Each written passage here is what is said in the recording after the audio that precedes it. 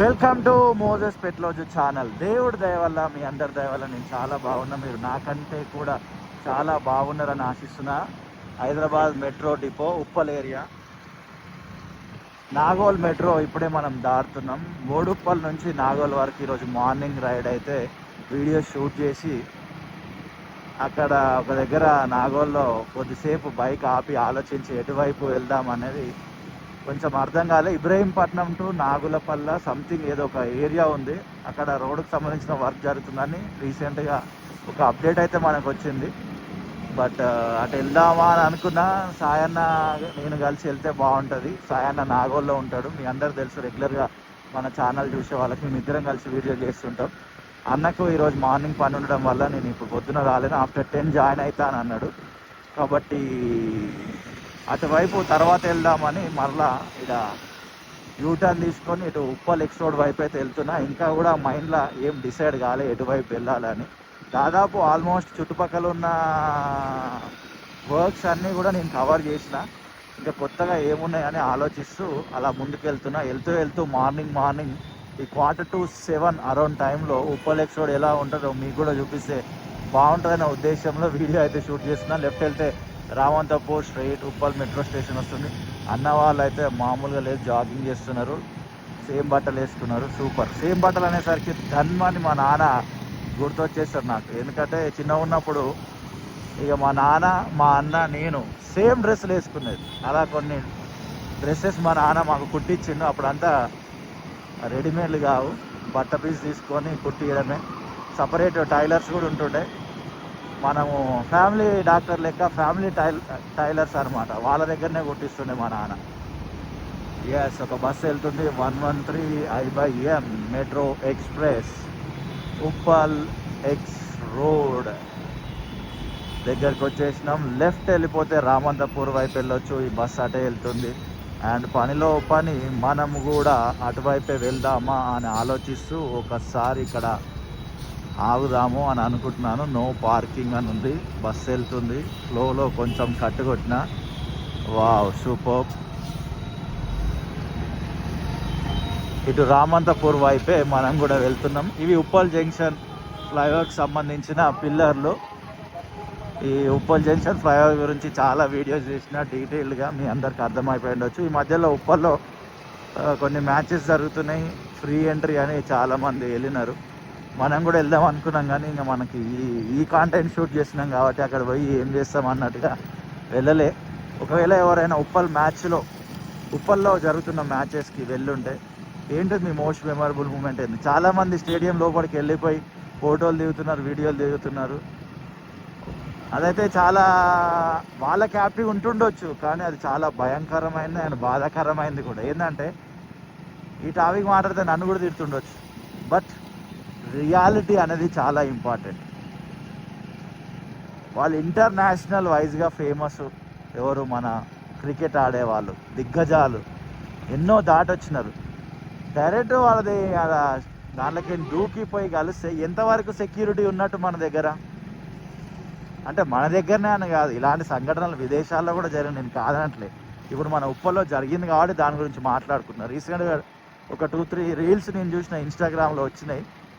2-3 ప్లేయర్లని అలా పోయి అలా కలిసి సెల్ఫీ వీడియో ఫోటో తీసుకొని వచ్చేసినారు. అభిమానం ఉంటుండొచ్చు, ఇక దాన్ని నేను ఏం అనలేను. బట్ సెక్యూరిటీ గురించి మాట్లాడుకుంటుంటే ఈ సెక్యూరిటీ సరిపోదు, ఇంకా టైట్ సెక్యూరిటీ ఉండాలేమో అనేది నా పర్సనల్ ఒపీనియన్. దీనిపైన మీరేమనుకుంటున్నారు?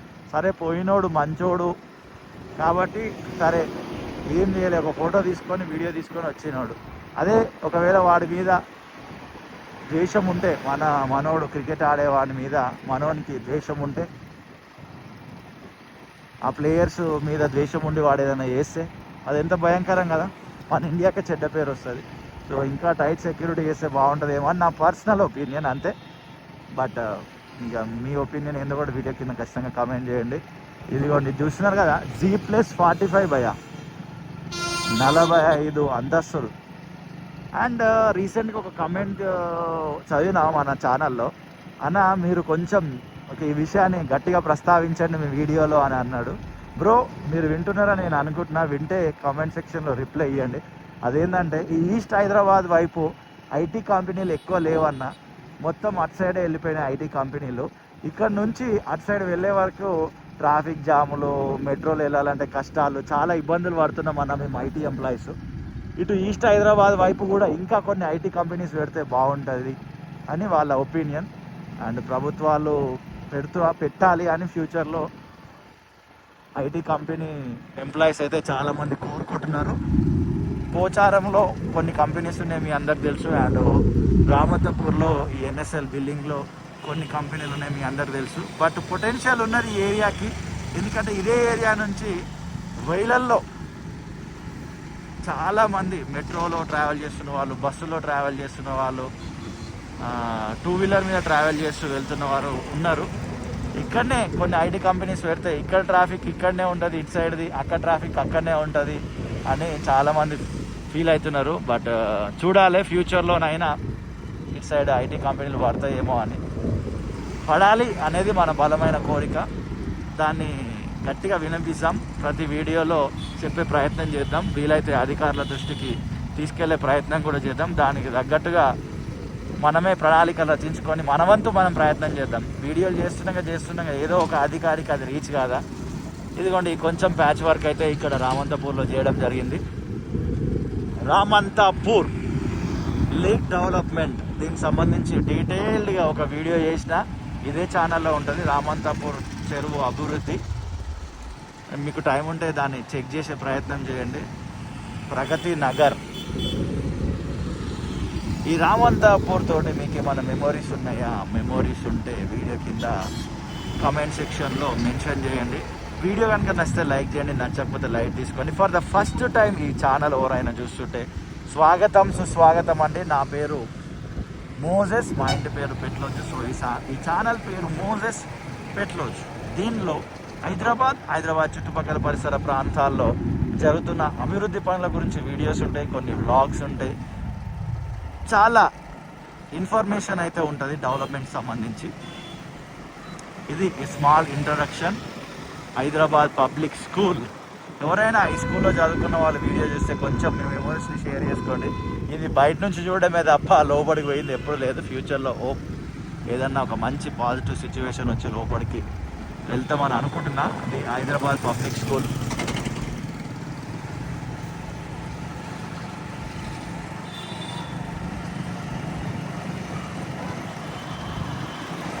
ఇదే రూట్లో మనం వెళ్ళిపోతే నెక్స్ట్ మనకి అంబర్పేట వస్తుంది. అంబర్పేటలో ఉన్న బతుకమ్మ కుంట గురించి కూడా మనం డీటెయిల్గా వీడియో చేసినాం, చాలామంది చూసినారు. Thank you so much. ఇక మినిమం బాధ్యత లేదన్నమాట ఈ అన్నకైతే. ఇదిగోండి రోడ్డు మీద పెట్టేసిన బోర్డు తీసి పడేసేయాలి, ఎందుకంటే వాళ్ళ బిజినెస్ నడవద్దని నేను అనట్లే, కానీ అది చిన్నదే కానీ స్పీడ్గా వచ్చే వాళ్ళకి బిగ్గెస్ట్ డిస్ట్రాక్షన్ అది.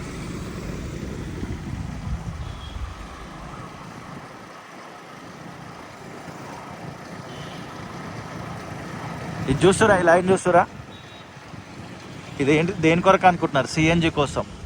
కొన్ని వీడియోల కింద చూసిన కామెంట్లు అదేంటంటే కొన్ని సిఎన్జి స్టేషన్లో 10 రూపాయలు 5 రూపాయలు ఎక్స్ట్రా ఛార్జ్ చేస్తున్నారంట. అది నిజమేనా? మీరు అది ఫేస్ చేస్తే ఏ స్టేషన్లో ఫేస్ చేసినారో కామెంట్ చేయండి. వీలైతే అక్కడికి కూడా పోయి వీడియో షూట్ చేద్దాం. ఎస్, రామంతపూర్ దగ్గరికి వచ్చేసినాం. DD1 DD8 అప్పుడు చిత్రలహరి అనేది వచ్చిందంటే ఆ టైంకి పోయి టీవీల ముందు కూర్చునే వాళ్ళందరూ. దాని హెడ్ ఆఫీస్ ఎక్కడుంది అనుకుంటున్నారు? DD1ది. దూరదర్శన్ది ఎక్కడుంది అనుకుంటున్నారు? ఇదిగోండి, ఇదే మనకు రైట్ సైడ్లో ఉన్నదే ఆ దూరదర్శన్ ఆఫీస్. ఈ ఏరియాలో తిరుగుతున్న వాళ్ళు అందరికీ తెలుసు, బట్ ఈ ఏరియాకి కొత్తగా వచ్చిన వాళ్ళకి తెలియకపోయి ఉండొచ్చు. అండ్ ఈ వీడియో వేరే ఏరియాలో ఉన్న వాళ్ళు కూడా చూస్తారు కాబట్టి చెప్తున్నా. మనకు TV5 TV9 NTV ఆఫీసులు ఎలా ఉంటాయో ఇదిగోండి, ఇది ఒక ఆఫీసు, దూరదర్శన్ ఆఫీస్. ఇది తర్వాత పేరు మారింది అనుకోండి.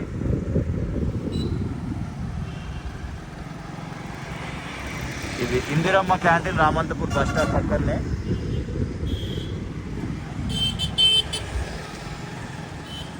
వా, చలి మామూలుగా లేదు. మీరు ఎప్పుడైనా ఫేస్ చేసినారా? రామంతపూర్ దగ్గరికి రాగానే చలి విపరీతంగా పెడుతుంది. ఎస్పెషల్లీ ఆ దూరదర్శన్ స్టార్టింగ్ పాయింట్ దగ్గరికి రాగానే అసలు ఆ చలి పెడుతుంది భయ్యా, అసలు మామూలు ఉండదు. ధన్మని చాలా ఇట్లా వచ్చేస్తుంది. మీరు అది ఫేస్ చేస్తే కొంచెం కామెంట్ సెక్షన్లో తెలియజేయండి. అలా స్ట్రైట్ వెళ్ళిపోతూనే ఉన్నాం. ఇక్కడ దాకా వెళ్తున్నాం ఏందనేది మనకు ఇంకా మైండ్లో డిసైడ్ కాలేదు. బట్ ఈ మార్నింగ్ ఈ రోడ్ ఎలా ఉంటుంది అనేది మీకు చూపించాలనుకుంటున్నా, చూపిస్తున్నా. ఇదిగోండి జిహెచ్ఎంసీ అన్న వాళ్ళు చెత్త తీసుకొని వెళ్తున్నారు.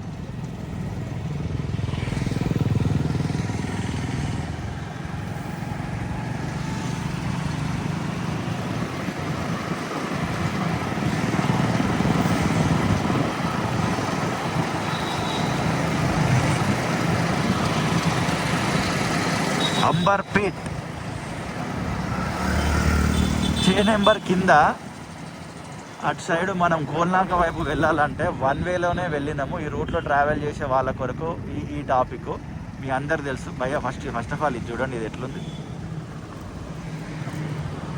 ఎత్తు గడ్డ మట్టి అట్లనే ఉంది. అది ఏదైనా పని చేస్తే ఇమీడియట్గా మనం క్లోజ్ చేయరు భయ్య, కొన్నిసార్లు దాన్ని అట్లనే ఉంచుతారు. ఏదైతే ఆ చే నెంబర్ నుండి స్ట్రేట్గా వెళ్ళిపోతే మనం గోల్నాక వైపుకి వెళ్తామో అక్కడ కింద ఆ లెఫ్ట్ సైడ్ ఇంకా రోడ్ అయితే ఫినిష్ కాలేదు. దానికి సంబంధించి ఒక డీటెయిల్డ్ వీడియో చేసిన, ఇదే ఛానల్లో ఉంటుంది, ఒకసారి చెక్ చేయండి. నన్ను కమెంట్ సెక్షన్లో అడిగినారు దాని గురించి వీడియో రూపకంలో మీకు ఆన్సర్ ఇచ్చిన. స్ట్రైట్ వెళ్ళిపోతే మనము ఎంజీబీఎస్కి వెళ్ళిపోవచ్చు. నేషనల్ హైవే 163 పైన మనం ఉన్నాము. అండ్ వెళ్దాం. అంబర్పేట్ ఫ్లైఓవర్ని కూడా మీకు చూపించినట్టుగా ఉంటుంది. ఇదిగోండి, ఈ అంబర్పేట్ ఫ్లైఓవర్ గురించి అయితే మనం చాలా వీడియోలు చేసినాము. కన్స్ట్రక్షన్ అవుతున్న టైంలో మీ అందరూ తెలుసు, కొన్ని ఇయర్స్ నుంచి. కాకపోతే రకరకాల ఛానల్స్లో మనం వీడియోలు పెట్టుకుంటూ వచ్చినాం. ఆ రకరకాల ఛానళ్ళు మీరు చూస్తూ వచ్చినారు. దీంట్లో స్పీడ్ లిమిట్ వచ్చేసి 40. No stopping, no standing. But bro ఆగిండు, అది అర్జెంట్ పని ఉందేమో. చూడండి, మెయింటెనెన్స్ కూడా, ఫ్లైఓవర్ మెయింటెనెన్స్ కూడా చాలా చక్కగా ఉంది. Hats off to the GHMC employees and పై అధికారులు ఎవరైతే వీళ్ళని హ్యాండిల్ చేస్తారో. మధ్యలో మొక్కలు చూడండి చాలా నీట్గా చక్కగా ఉన్నాయి. సూర్యుడు వస్తాడేమో అని పొద్దున్నుండి చూస్తున్నా, చంద్రుడే నాకు కనబడుతుండే. ఇంకా చూడండి, చంద్రుడే కనిపిస్తుండే, ఇంకా సూర్యుడు అయితే కనబడలే.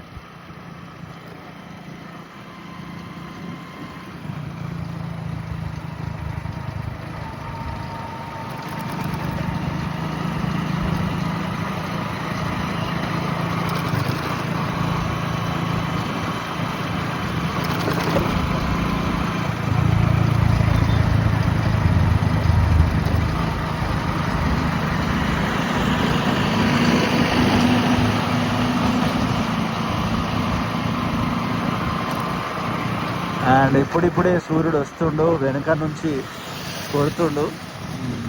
వీడియో ఎండింగ్లా చూపించే ప్రయత్నం చేస్తా ఇప్పుడు, ఎందుకంటే మనం రైడ్ చేస్తున్నాం కాబట్టి వెనక చూపించలేము.